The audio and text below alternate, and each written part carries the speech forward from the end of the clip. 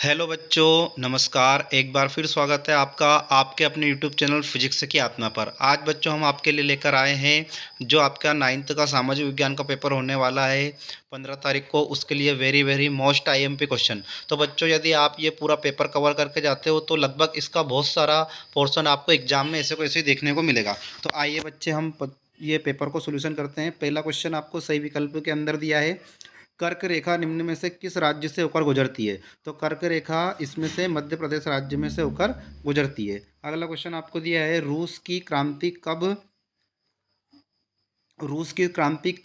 हुई थी। तो रूस की क्रांति हुई थी 1917 के अंतर्गत। अगला क्वेश्चन आपको दिया है, प्रारूप समिति के अध्यक्ष कौन थे।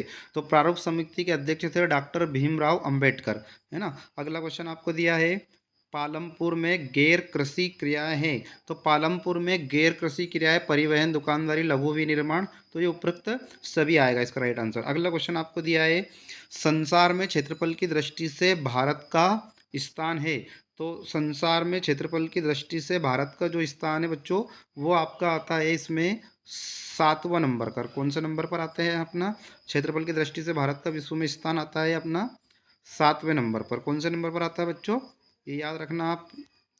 इसका राइट आंसर हो जाएगा आपका, इसमें आ जाएगा आपका 7वें नंबर पर आता है ना। फिर अगला क्वेश्चन आपको दिया है बच्चों, पालमपुर में गैर कृषि क्रियाएं हैं। तो इसका अभी मैंने बताया था आपको, कौन सा आ जाएगा आपका, उपरोक्त सभी आ जाएगा, है ना। और संसार में क्षेत्रफल की दृष्टि से भारत का स्थान तो अभी बताया था मैंने 7वां। फिर नेक्स्ट क्वेश्चन है, भारत में हरित क्रांति का उदय हुआ। तो भारत में हरित क्रांति का उदय हुआ था 1960 में। वर्ष 1960 में हरित क्रांति भारत में प्रारंभ हुई थी। तो ये आपके जो पूरे कंप्लीट हुए सही विकल्प। अगला क्वेश्चन आपको रिक्त स्थान में मिलेगा। रिक्त स्थान में का पहला क्वेश्चन है, विश्व का सर्वोच्च पर्वत शिखर है। तो विश्व का सबसे ऊंचा जो पर्वत शिखर है वो माउंट एवरेस्ट है ना। अगला आपको दिया है, 1914 में रूस पर किसका अधिकार था। तो 1914 के अंतर्गत अगर हम रूस के ऊपर अधिकार की बात करें तो जॉर्ज निकोलस द्वितीय का था। अगला आपको दिया है, भारतीय संविधान को लागू किया था। तो भारतीय संविधान वर्ष 1950 में। भारतीय संविधान कब लागू हुआ था बच्चों, 1950 में ना। इसका आप राइट आंसर लिख सकते हो, 1950 के अंतर्गत लिख सकते हो। फिर हम अगला इसके क्वेश्चन पे बात करते हैं रिक्त स्थान के अंतर्गत। तो नेक्स्ट आपका आएगा, इसमें ऊपर की ओर है कुछ रिक्त स्थान आपके, ये है अगला रिक्त स्थान आपको दिया है कि ये आपको दिया है भारतीय संविधान। तो भारतीय संविधान आपका राइट आंसर क्या जाएगा बच्चों, 1950 आ जाएगा। यहाँ पे आप लिख देना 1950 आ जाएगा, है ना। अगला क्वेश्चन आपको दिया है, जो परिवार के साथ खेती का काम करते हैं उसे कहते हैं। तो जो परिवार के साथ में खेती का काम करते हैं उनको बोलते हैं छोटे किसान। किस प्रकार के किसान है वो, छोटे किसान। नेक्स्ट है, भारत में नेशनल पार्क है। तो भारत में नेशनल पार्क की संख्या 103 103 है। वैसे अब कुछ बढ़ गए हैं तो करंट में इसका डाटा 106 है ना, पर अभी आपको बुक के हिसाब से करना है तो 103 है। फिर अगला है, सर्वाधिक जनसंख्या घनत्व। तो सबसे ज़्यादा जनसंख्या घनत्व अगर हम देखें तो उत्तर प्रदेश में। कौन से प्रदेश में, हमारे भारत के अंदर उत्तर प्रदेश के अंतर्गत है। नेक्स्ट क्वेश्चन आपको दिया है, खाद्य सुरक्षा का अर्थ है सभी लोगों के लिए सदैव भोजन की उपलब्धता, है ना। अगर खाद्य सुरक्षा उसको तभी मानते हैं जब सभी लोगों के लिए क्या की उपलब्धता हो जाए, भोजन की उपलब्धता हो जाए। तो ये आपके रिक्त स्थान पूरे हुए। अब हम चलते हैं बच्चों सही जोड़ी पर। तो सही जोड़ी में आप देखना है, पहला आपको दिया है गंगा।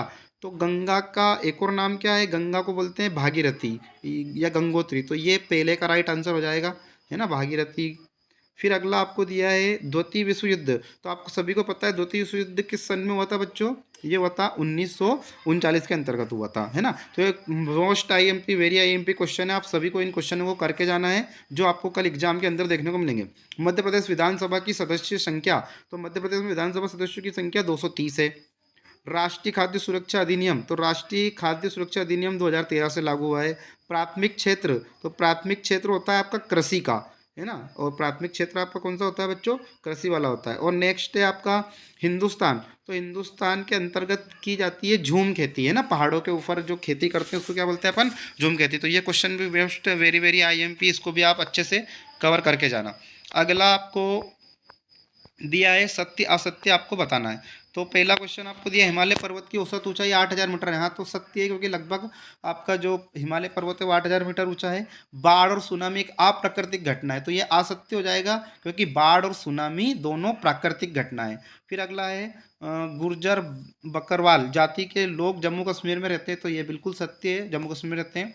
अगला क्वेश्चन है, लोकतांत्रिक व्यवस्था में शासकों को भी कानून का पालन करना होता है। बिल्कुल सत्य बात है, अगर लोकतांत्रिक व्यवस्था है तो उसमें सभी को कानून की व्यवस्था का पालन करना पड़ेगा, है ना। अगला क्वेश्चन है, आम चुनाव 10 साल बाद होते हैं। ये बिल्कुल असत्य है, आम चुनाव तो आपके हर साल होते हैं, है ना, हर साल नहीं, सॉरी, 5 साल में होते हैं ना। कितने साल बाद होते हैं? 5 साल बाद होते हैं। फिर अगला है आपका, सन 600 में हिंदुस्तान के कुल भूभाग के लगभग छठे हिस्से पर खेती होती थी, तो ये बिल्कुल सत्य बात है ना। तो ये आपके सत्य असत्य हमने यहाँ पे पूरे कवर कर लिए हैं। अब आगे हम चलते हैं, एक शब्द या एक वाक्य में उत्तर लिखिए। तो पहला क्वेश्चन है आपको, पहला आपको यहाँ पे दिया है, पहला क्वेश्चन आपको दिया है बच्चों, रॉयल बंगाल टाइगर कहाँ पाए जाते हैं? तो आप सभी को पता है रॉयल बंगाल टाइगर जो है वो कहाँ पाए जाते हैं? पश्चिम बंगाल। ये क्या लिख दोगे आप? पश्चिम बंगाल के अंदर आप इसको लिख दोगे, राइट आंसर हो जाएगा पश्चिम बंगाल। थार रेगिस्तान कहाँ है? तो थार रेगिस्तान आप सभी को पता है, थार है अपना राजस्थान, इसका क्या जाएगा बच्चों? राजस्थान, इसका लिख देना आप राजस्थान। फिर अगला आपको दिया है, एमनेस्टी इंटरनेशनल संस्था, नेक्स्ट आपको दिया है एमनेस्टी इंटरनेशनल संस्था कहाँ पर है? तो इसकी जो स्थापना हुई थी, एमनेस्टी इंटरनेशनल संस्था की स्थापना 1961 में हुई थी, और ये आपको ब्रिटेन के अंदर, जो लंदन है आपका ब्रिटेन, उसके अंदर आपको देखने को मिलेगी, है ना, जो इसका राइट आंसर आ जाएगा ब्रिटेन। फिर अगला आपको दिया है, संसाधन क्या है? तो संसाधन हम उनको कहते हैं, जैसा आपने देखा होगा कोयला, पेट्रोलियम, जो हमारी आवश्यकताएं पूरी करता है, जिनको हम जमीन के अंदर खोद के निकालते हैं, तो वो सभी अपने क्या कहलाते हैं? संसाधन कहलाते हैं ना, जो मानव विकास के काम में बहुत ज़्यादा उपयोगी है। नेक्स्ट है, निर्धनता का अर्थ लिखिए। तो निर्धनता ऐसा है कि जो बहुत संघर्ष कर रहा है, जैसे खाने की व्यवस्था नहीं है, वो कपड़े की नहीं है, रहने की नहीं है, तो उसको अपन निर्धनता मानते हैं। फिर अगला क्वेश्चन है, एफसीआई का अर्थ क्या है? तो इसका आप लिख सकते हो फूड कॉरपोरेशन ऑफ इंडिया, है ना, इसको लिख सकते हो आप भारतीय खाद्य निगम, या इंग्लिश में आप लिखना चाहो तो फूड कॉरपोरेशन ऑफ इंडिया, इसको लिख सकते हो। ठीक है, तो ये मोस्ट आईएमपी आपके मैंने ऑब्जेक्टिव कवर करवाए हैं बच्चों, सारे के सारे। अब हम चलते हैं 2 नंबर 3 नंबर वाले क्वेश्चन के ऊपर, जो कि आपको एग्जाम के अंदर देखने को ऐसे कैसे मिलेंगे, तो इनको आप अच्छे से पढ़ के जाएं बच्चों, ताकि आप पूरे में से पूरे मार्क्स ला सकें ना। और आपको अगर किसी भी क्वेश्चन आंसर का सॉल्यूशन चाहिए तो आप कमेंट के द्वारा पूछ सकते हो, या हम इसका अभी पार्ट ए बना रहे हैं, आपको पार्ट बी भी चाहिए तो आप कमेंट के द्वारा पूछ सकते हो, तो हम इसका पार्ट बी बनाकर आपको दे देंगे। पहला क्वेश्चन आपको दिया है, भारत का अक्षीय व देशांतरी विस्तार लिखिए। भारत का अक्षांशीय व देशांतरी विस्तार लिखिए, ये आपको क्वेश्चन पढ़ के जाना है। अगला आपको दिया है, भारत के केंद्र शासित प्रदेशों के नाम लिखिए। तो भारत के केंद्र शासित प्रदेश जो है उनके नाम लिखना है आपको।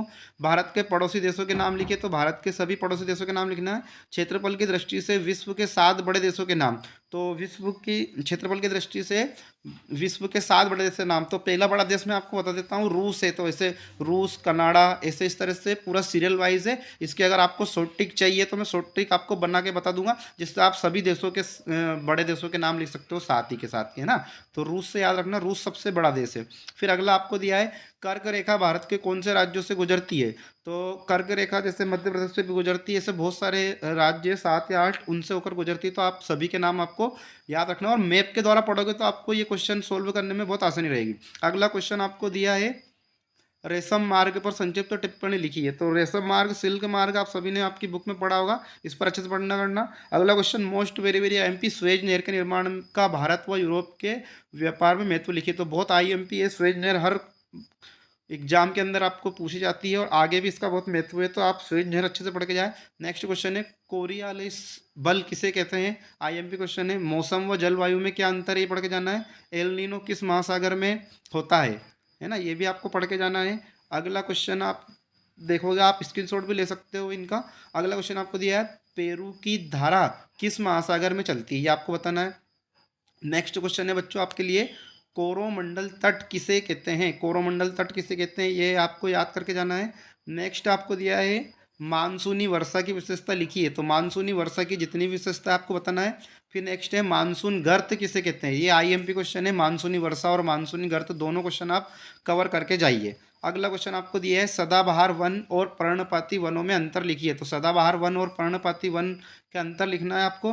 नेक्स्ट आपको दिया है मध्य प्रदेश में पाए जाने वाले वन्य प्राणियों के नाम। तो एमपी में कौन कौन से वन्य प्राणी पाए जाते हैं आपने देखे होंगे। आप कौन कौन से प्राणी अपने यहाँ पाए जाते हैं उन सभी के नाम लिखिए। जैसे मैं एक एग्जांपल आपको देता हूँ, बारहसिंगा है ना, तो बारहसिंगा है आपके, उसके बाद में टाइगर है ना, जिनको हम बाघ बोलते हैं। तो ऐसे बहुत सारे हैं, आप सभी के नाम याद कर सकते हो। अगला क्वेश्चन दिया है हिमालय वनों की विशेषता लिखिए। तो हिमालय पर जिस प्रकार के वन पाए जाते हैं उनकी विशेषता आपको लिखनी है। नेक्स्ट है आपको पर्वतीय वन की विशेषता लिखिए, और नेक्स्ट है आपका मैंग्रोव वन की विशेषता लिखिए। तो ये तीन जो वन आपको दिए, मतलब इन तीनों वनों को पढ़ के जाना है। इनमें से एक क्वेश्चन आपको 100% एग्जाम के अंदर देखने को मिलेगा, जो कि मोस्ट आईएमपी है।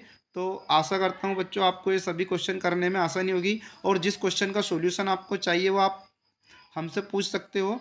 तो ये जो नवी की वार्षिक एग्जाम होने वाली है अभी 15 तारीख को, उसके लिए वेरी वेरी आईएमपी क्वेश्चन है। और आपको जो भी क्वेश्चन का सॉल्यूशन चाहिए आप कमेंट करके पूछ सकते हो, और इसका पार्ट बी सॉल्यूशन हम जल्द ही लेकर आएंगे, आप कमेंट के द्वारा बता सकते हो। ओके, जय हिंद, जय भारत।